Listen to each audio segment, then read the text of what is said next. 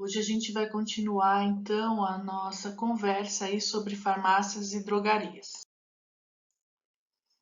Então hoje a gente vai falar um pouquinho dos medicamentos isentos de prescrição, que são os MIPs. Então o que é um MIP? São aqueles que não necessitam de receita médica para serem adquiridos. Eles são internacionalmente conhecidos como OTC, sobre o balcão. Então, quais são esses exemplos desses medicamentos? Vitaminas, analgésico, antiácido, laxante, descongestionante nasal, tá certo? E em relação a esses medicamentos, a gente tem que ter muito cuidado. Por quê? Eles estão fora do balcão, então as pessoas podem ir lá e pegar esse medicamento à vontade.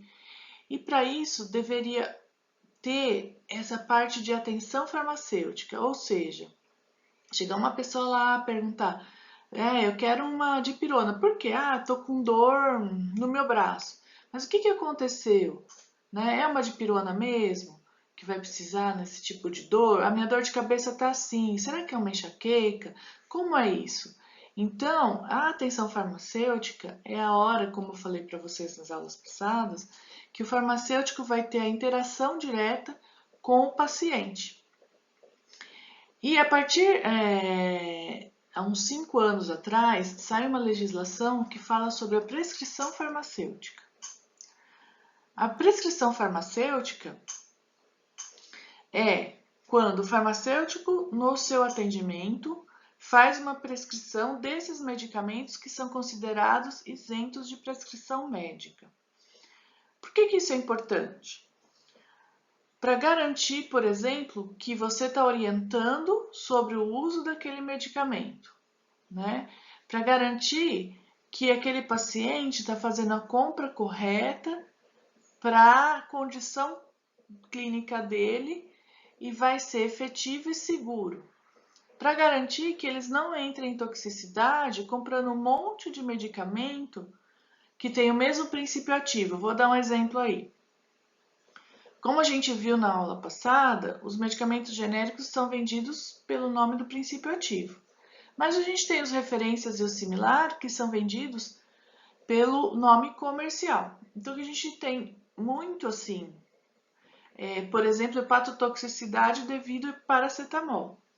Os MIPs são considerados MIPs por terem baixa toxicidade, mas essa baixa toxicidade é extremamente relativa.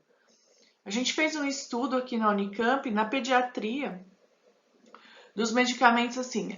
A minha aluna, que era farmacêutica de mestrado, ficou dentro do pronto-socorro da pediatria e todos os casos que entravam, ela questionava sobre o uso de medicação e tal.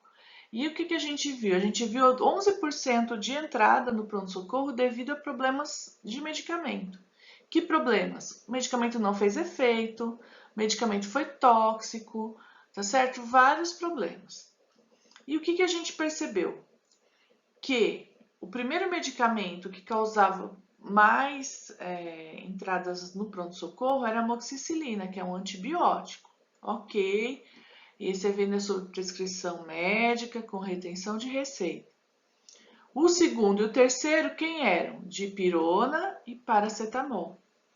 Então, a gente falar que os MIPs são seguros, eficazes, que não precisa de orientação, é um erro. Então, o que acontece que eu estava falando para vocês do paracetamol é que, por exemplo, muita gente vai lá e compra, tô com febre, vou tomar Tilenol. Ótimo, nem vê o que tem no Tilenol, vai lá e pega. E, eu ouvi falar, que eu tô meio resfriada, que o chá de Vicipirena é ótimo. E pega lá o sachêzinho de chá de Vicipirena, que também tem paracetamol. Junta-se, ele começa a tomar os dois medicamentos de paracetamol junto. A dose que ele vai estar tomando é acima do recomendado. E isso pode trazer hepatotoxicidade para o paciente. Então, a informação da atenção farmacêutica é extremamente importante. E essa prescrição vem para garantir que você não está só falando, que você está escrevendo o que o paciente precisa, que ele vai ter um papel na dúvida, e para garantir também para o farmacêutico que ele fez a coisa correta. Para não falar, o farmacêutico falou XYZ e não foi aquilo que você falou porque o paciente não entendeu. Aqui depois, se vocês quiserem olhar, ó, tem o link, né? Falando um pouquinho mais sobre a prescrição farmacêutica, qual é o contexto dessa resolução para vocês poderem acessar, tá bom? Então, como a gente já tinha falado na aula passada, lembrando, né, tarja vermelha sem retenção de receita, deveriam sim ser vendidos mediante apresentação de uma receita médica, né? E esses medicamentos, eles têm a tarja vermelha porque eles têm várias contraindicações e podem provocar efeitos colaterais graves. Com retenção de receita, né? São os medicamentos ditos psicotrópicos, certo? Para venda desses medicamentos psicotrópicos, aqui está errado, não está errado, né? Aqui está mostrando os antibióticos, que é um pouco diferente. Então, assim, a gente tem os psicotrópicos, que é com retenção de receita, a gente tem os antibióticos, que é com retenção de receita, e hoje a gente tem a hidroxicloroquina também com retenção de receita. Os psicotrópicos, principalmente por eles causarem dependência, né? Os antibióticos, porque a venda era irracional e aí estava causando muita resistência bacteriana. E a hidroxicloroquina por causa da venda irracional também, porque falaram que era bom para o vírus Covid-19 e o povo vai louco comprar na drogaria. Então você precisa aí controlar. Esse receituário especial de cor branca só serve, na verdade, para os psicotrópicos. Tanto a amoxicilina, os antibióticos, como a hidroxicloroquina é uma receita normal. A única coisa é que tem que estar em duas vias, porque uma fica na drogaria e uma fica com o paciente. Já esses psicotrópicos têm um receituário especial, não é a receita convencional que o médico dá. O tarja preta, ele exerce uma ação sedativa importante no sistema nervoso central, né? Também faz parte dos psicotrópicos e da mesma forma, ele é vendido com um receituário especial de cor azul. Então, além da prescrição branca que o médico dá, ele tem um talão que é da cor azul, que daí precisa entregar para a drogaria. Toda essa parte de como tem que ser o receituário, quem são esses medicamentos, vocês vão ver lá em neontologia. Tarja amarela a gente já comentou que é o genérico. E agora eu vou dar para vocês um pouquinho dos termos usados em farmácia. Até alguns aqui, posologia, vocês já até tinham me perguntado. Princípio ativo. Quando a gente fala princípio ativo, é aquela substância química que vai ter dentro do medicamento as propriedades farmacológicas e é ela que é responsável pela ação terapêutica do medicamento. Lembra que eu falei para vocês que o medicamento não é só composto do princípio ativo. Ele vai ter várias outras substâncias junto que vai dar estabilidade, que vai fazer com que ele vire xarope, que vai fazer com que ele vire um comprimido. Então, a gente vai ter o princípio ativo e os adjuvantes aí junto para formar a forma farmacêutica. Posologia. Quando a gente pergunta qual é a posologia de um medicamento, é a dosagem e a frequência que o medicamento será dado a um paciente. Então, por exemplo, o antibiótico deve ser administrado tanto a dose como a frequência rigorosamente. Então, ele vai tomar 500 miligramas de 8 em 8 horas por 7 dias. Então, é essa a posologia. A dosagem 500 miligramas, a frequência 8 horas por 7 dias. A dose. Qual que é a dose que eu tomo? É a quantidade de medicamento que deve ser dada para o paciente para produzir algum efeito terapêutico. Aí a gente tem três definições de dose: dose mínima, dose máxima e dose tóxica ou letal. Qual é a dose mínima que eu posso tomar desse medicamento para produzir efeito terapêutico? qual é a dose máxima que eu posso tomar desse medicamento sem apresentar efeitos indesejáveis. Então, normalmente, quando vocês vão ver medicamento, tem a dose lá, é de 500 miligramas a 1000 miligramas. Então, a dose mínima 500 miligramas, a dose máxima 1000 miligramas. Abaixo do 500 miligramas, ele não vai produzir efeito terapêutico. Acima dos 1000 miligramas, ele vai produzir efeitos indesejáveis, ok? E a dose tóxico-letal é aquela que vai ultrapassar todos os níveis de segurança e pode causar a morte do paciente. Ainda, a gente vai ter dose de manutenção, dose terapêutica e dose de ataque. Então, o que é dose de manutenção? Vocês vão estudar bastante farmacologia, as curvas de absorção, quando você atinge a concentração esperada para começar a fazer o efeito do medicamento, quando você tem que tomar outro medicamento para essa concentração plasmática se manter constante. Então, como que vai acontecer aí? Você toma um medicamento, ele vai sendo absorvido, a concentração do fármaco vai subindo no sangue, certo? Aos poucos, e 30 minutos, 50 minutos depois, dependendo do fármaco, ela atinge a dose mínima necessária ou a concentração mínima necessária no plasma para começar a fazer o seu efeito. Ele vai sendo metabolizado e vai decaindo a concentração no plasma. Então, o que a gente tem que fazer? Dar outra dose antes que essa concentração abaixe tanto que não faça mais efeito, para manter a concentração plasmática estável dentro da faixa que é considerada terapêutica. Então, é isso, eu tomo o primeiro comprimido, eu tenho que tomar depois de 8 horas. Por quê? Por que depois de 8 horas? Porque toda a farmacologia já fez todos os testes e viu que se você tomar depois de 10 horas, vai fazer diferença? Vai, porque de 8 a 10 horas, o comprimido já deve, a concentração plasmática já baixou a níveis que não estão mais fazendo efeito. E por que eu não tomo com 6, então? Porque se você tomar com 6, você está dando um comprimido antes do momento dele cair, ou seja, ele estava alto ainda, você dá mais, pode passar para os níveis tóxicos. Então, esse período é extremamente importante ser realizado, né? Então, chama dose de manutenção. É a dose que você vai tomar para manter a concentração do princípio ativo na corrente sanguínea e nos tecidos, na faixa que é efetiva, que não é tóxica e que não é efetiva. A dose terapêutica é a quantidade ideal do medicamento a ser dado para ter um ótimo efeito.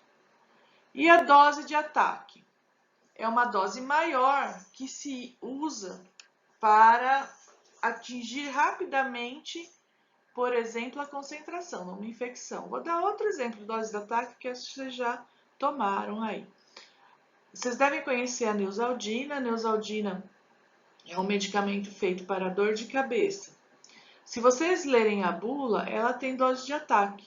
Então, eles dizem o seguinte: se você tiver com uma dor de cabeça e for tomar Neosaldina, toma 2 na primeira vez que for tomar, ou seja, uma dose de ataque, que o recomendado é 1. E depois, na próxima tomada, você vai para a dose de manutenção. Vai tomar só um comprimido.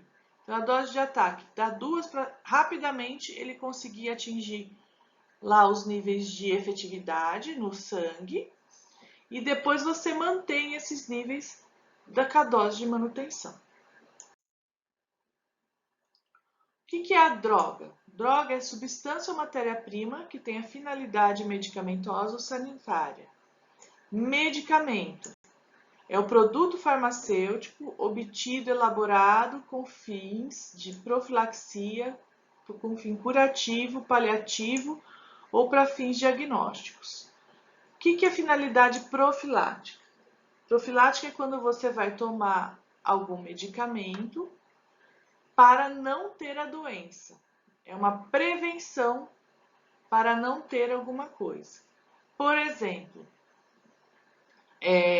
pacientes que estão internados há algum tempo, acamados, eles tomam anticoagulante como profilaxia, certo?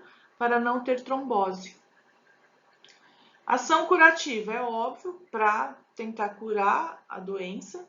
E ação paliativa, ele não é profilático, né? Ele não vai curar, mas é paliativo, por exemplo, porque ele está diminuindo sua dor. Ele não está curando a doença, mas ele está atuando para te deixar confortável. Então, lembre que a palavra paliativa são os medicamentos que são utilizados para te deixar confortável, ok? E tem medicamentos também que podem ser usados para fim diagnóstico. O que é o insumo farmacêutico? É a droga ou a matéria-prima aditiva ou complementar de qualquer natureza destinada ao emprego em medicamentos e seus recipientes. Então, eu falei um pouquinho aqui para vocês. Ação profilática, ação de prevenir doenças. Ação de auxílio diagnóstico, substância usada para auxiliar o diagnóstico de uma doença. Ação terapêutica, ação de curar ou melhorar os sintomas de uma determinada doença. Ação local ou tópica.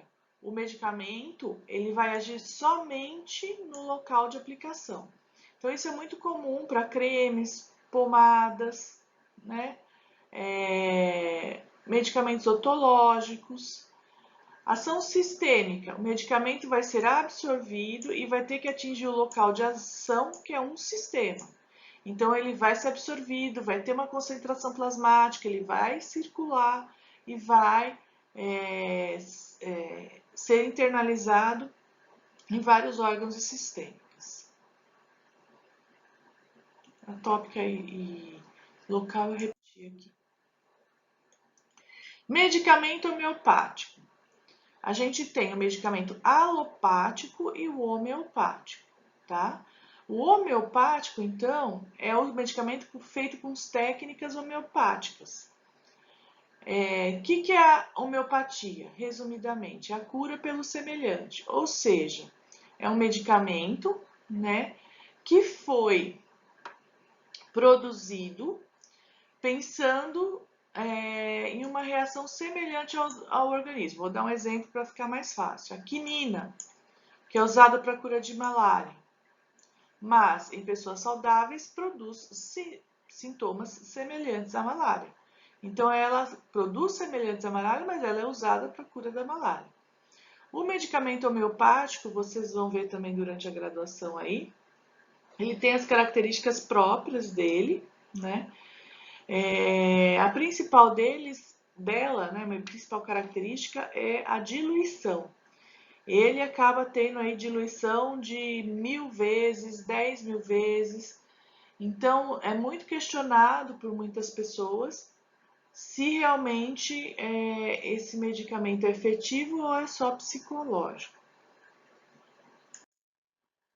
E o alopático, aí tem todos os comprimidinhos aqui embaixo, aí é um medicamento realmente feito na indústria, na farmácia de manipulação, que é a cura pelo contrário, ou seja, ele vai ter um efeito contrário da doença. Então, o homeopático é a cura pelo semelhante e o alopático é a cura pelo contrário.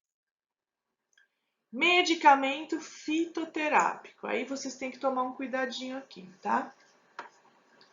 Para ele ser um medicamento fitoterápico, ele tem que ter como base as plantas medicinais e estar numa forma farmacêutica, ou seja,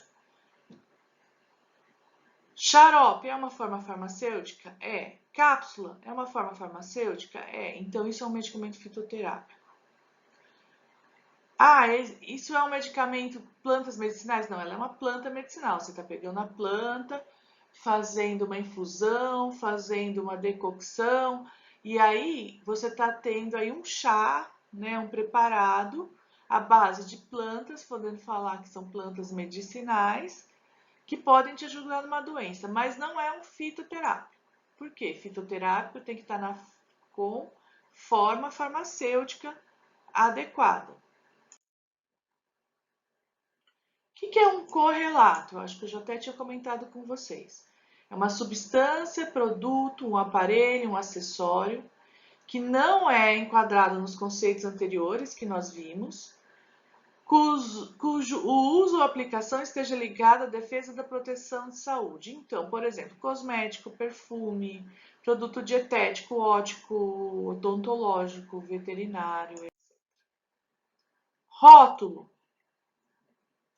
O rótulo é a identificação impressa, né, com o que está dentro desse vasilhame, desse recipiente. Então, sempre vai ter, por exemplo, aqui é um rótulo de farmácia de manipulação. Para quem quer prescrição, o que, que tem aqui no 2 nesse medicamento, a posologia, quem prescreveu, quantos comprimidos tem, como deve ser usado, certo? A fabricação e validade, endereço da farmácia de manipulação que produziu e o farmacêutico responsável com seu CRF. É só um exemplo de rótulo aí para vocês. Embalagem. Embalagem é o recipiente que vai acondicionar, né, os produtos farmacêuticos. Ele serve para proteger, né, esses produtos. Então, a gente vai ter embalagem primária e embalagem secundária. A embalagem primária é aquela que tem contato direto com o medicamento. Então, nesse caso aqui, ó, a gente está vendo um blister e o medicamento dentro do blister. Essa é a embalagem primária. A caixinha que não tem contato com o medicamento é a embalagem secundária. Então, a embalagem primária é aquela que tem contato com o medicamento, por exemplo, se fosse um xarope, o frasco é a embalagem primária e a caixa é a embalagem secundária. Partida ou lote, a quantidade de um medicamento que se produz em um ciclo de fabricação. Número do lote é impresso, importantíssimo no rótulo, porque vai saber, né, qual foi, quando foi a operação de fabricação e inspeção. Quarentena é a interdição, a suspensão de um lote. Então, por exemplo, a indústria está produzindo comprimido. Produziu. Ele já pode ser lançado no mercado? Não, não pode. Por quê? Ele tem que passar por verificação de qualidade. Então, produz, leva esse medicamento para a quarentena. Nessa quarentena, ele vai ficar esperando as respostas das análises de controle de qualidade para ser liberado posteriormente para venda. Então, ele foi para a quarentena, o controle de qualidade foi lá, pegou esses medicamentos, levou para o laboratório, fez controle microbiológico, controle físico-químico, ok, esse medicamento está adequado, tem concentração adequada, ele não dissolve muito rápido, ele não tem contaminação bacteriana, ok.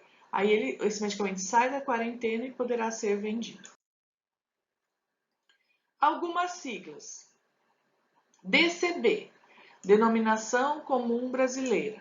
DCI, Denominação Comum Internacional. O que é isso? Lembra que a gente falou que tem medicamentos genéricos? Quem resolve que o medicamento genérico é paracetamol? Então, existe uma denominação comum internacional de como deve ser chamado esses medicamentos pelo nome genérico. E, a partir da denominação comum internacional, o Brasil fez a DCB. E aí, como que um medicamento deve ter o nome genérico dele, certo? Então, por exemplo, a amoxicilina, captopril são exemplos de denominação comum brasileira. Remume, Rename. Remume, Relação Municipal de Medicamentos Essenciais. Rename, Relação Nacional de Medicamentos Essenciais.